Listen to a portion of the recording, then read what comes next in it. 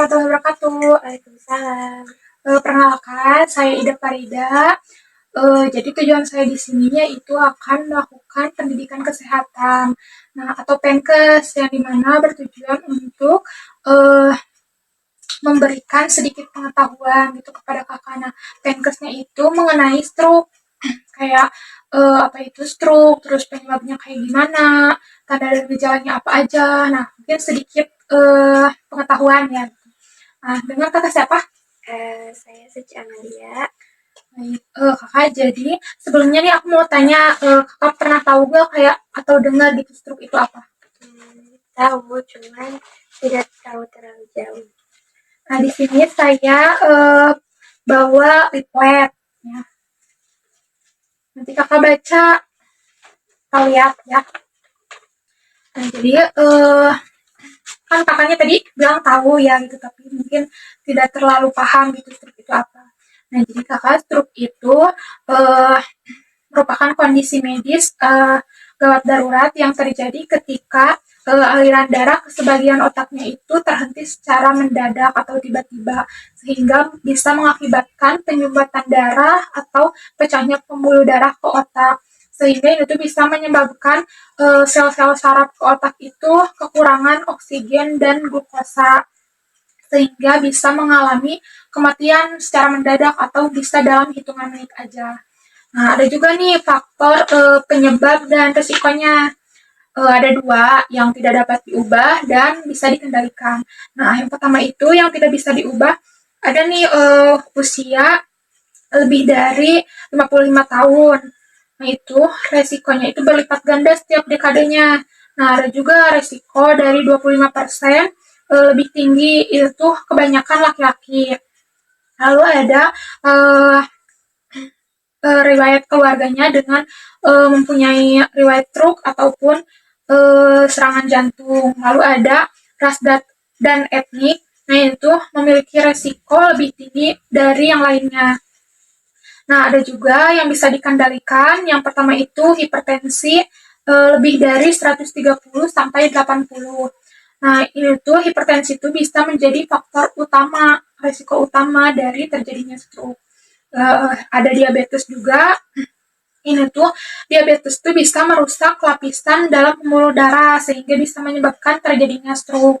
Lalu ada dislipidemia dan fibrilasi atrium. Ini tuh atriumianya pada jantung bisa mengakibatkan emboli pada otak. Lalu ada merokok dan alkohol. Ini tuh merokok tuh bisa merusak dan memicu terjadinya trombus. Lalu ada obesitas dan sedentari. Nah, IMT-nya itu lebih dari 30 meningkat, risikonya 2 kali lipat bakal terkena. Lalu ada stres kronik. Nah, itu bisa memicu hipertensi. Yang tadi saya sebutin nih, hipertensi itu bisa menjadi faktor utama terjadinya stroke. Nah, ada juga tanda dan gejalanya, bisa menggunakan panduan BPAS. Nah, B-nya itu balance, kehilangan keseimbangan atau koordinasi tiba-tiba.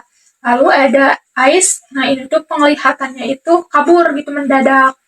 Lalu ada face, nah atau wajah, nah itu tuh wajahnya tuh bisa mencong atau tidak simetris. Lalu ada arm, nah arm ini kan lengan ya. Nah, itu lengannya tuh bisa lemah atau lumpuh separuh saat kita menginstruksikan pasiennya tuh untuk mengangkat tangan. Nah, itu tuh kita lihat apakah tangannya bisa diangkat atau tidak. Lalu ada speech. Nah, itu tuh speech tuh bicaranya itu terlihat seperti cadel atau pelo, atau ada juga yang sampai tidak dapat bicara.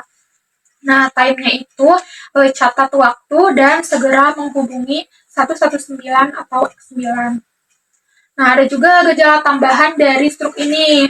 Ada sakit kepala atau nyeri kepala itu bisa tiba-tiba mendadak tanpa sebab. Lalu ada penurunan kesadaran atau ada juga yang sampai pingsan gitu, pingsan mendadak. Lalu ada mual, muntah, dan kadang ada yang sampai cegukannya itu tidak terkontrol. Nah, ada juga komplikasi dari stroke ini. Nah, itu bisa menyebabkan kelumpuhan permanen seluruh tubuh atau separuh tubuh. Lalu ada gangguan bicara dan pemahaman bahasanya. Lalu ada penurunan fungsi kognitif progresif. Lalu bisa mengalami 30-40% pasien pasca stroke depresi. Lalu ada eh, resiko meningkatnya 10 kali lipat dalam 1 tahun secara berulang untuk stroke rekuren. Lalu ada kegawat daruratan pada stroke. Nah, tindakannya itu ada yang di luar rumah sakit dan di dalam rumah sakit atau di IGD. Nah, tindakan yang pertama itu kita bisa segera menghubungi 119 atau bisa dibawa ke IGD rumah sakit terdekat. Lalu bisa membaringkan pasien dengan posisi kepala 30 derajat lebih tinggi atau bisa dimiringkan ke kiri. Nah, lalu jangan sampai kita memberikan makan atau minum ke pasiennya karena itu bisa beresiko tersedak lebih tinggi. Nah, lalu kita bisa melonggarkan pakaian pasiennya secara uh, yang ketat-ketat gitu ya, dasinya, terus ikat pinggang gitu. Lalu catat waktu. Nah, mencatat waktunya itu harus sama persis dengan gejala pas munculnya. Lalu jangan sampai memberikan obat apapun tanpa instruksi dari dokter. Dan bisa memantau pernapasan, siap lakukan RJP jika pasiennya itu napasnya sudah terhenti. Lalu jangan sampai meninggalkan pasien dan harus menjaga pasien agar tetap tenang. Nah, di penanganan di IGD-nya itu, yang pertama melakukan CT scan kepala dalam 25 menit pertama kedatangannya. Lalu terapi TPA intravena dalam 4,5 jam onset nih ya. Lalu trombektomi mekanik dalam 6-24 jam. Lalu ada stabilisasi EBC, airway, breathing, dan circulation yang ketat. Nah, ada juga nih penanganan pada stroke-nya. Kan stroke itu terbagi menjadi 3. Ada stroke iskemik atau penyumbatan, stroke hemoragik yaitu pendarahan, dan rehabilitasi yang mulai dari 24 sampai 28 jam. Nah, setiap stroke ini ada penanganannya. Yang pertama itu stroke iskemik atau penyumbatan. Yang pertama penanganannya trombolitik atau RTPA itu dosis 0,9 dalam 4,5 jam.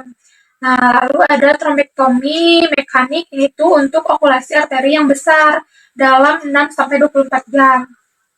Lalu ada stroke hemoragik atau pendarahan dengan mengontrol tekanan darah secara ketat dengan menargetkan kurang dari 140. Ini tuh dalam 1 jam. Lalu ada rehabilitasi, ini tuh mulai 24 sampai 48 jam. Yang pertama itu melakukan fisioterapi seperti kayak mobilisasi dini, terus latihan room. Lalu ada terapi bicara dan menelan. Ada terapi okupasi atau latihan ADL seperti mandi, makan, ataupun cara berpakaiannya.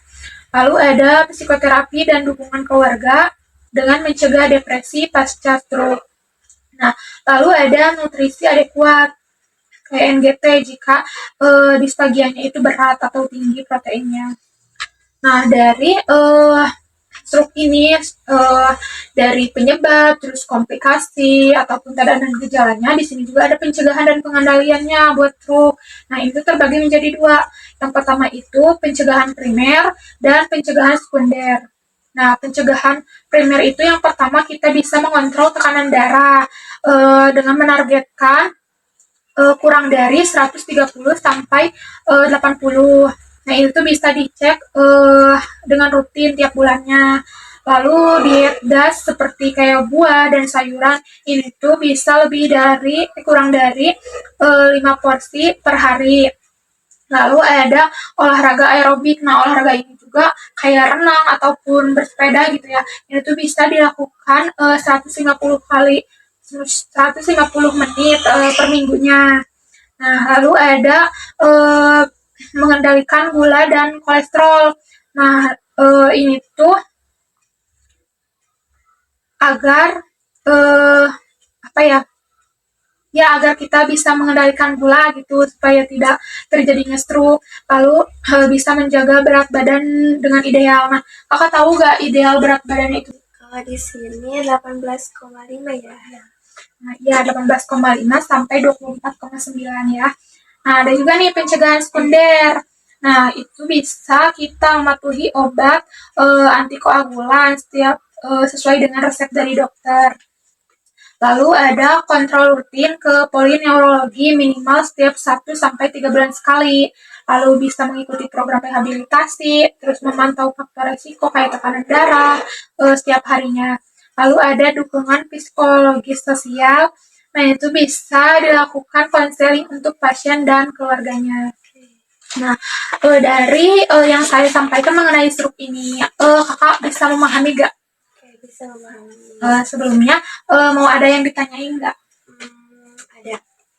Bagaimana peran kita untuk memodifikasi lingkungan rumah dalam mendukung kemandirian pasien pasca stroke yang sedang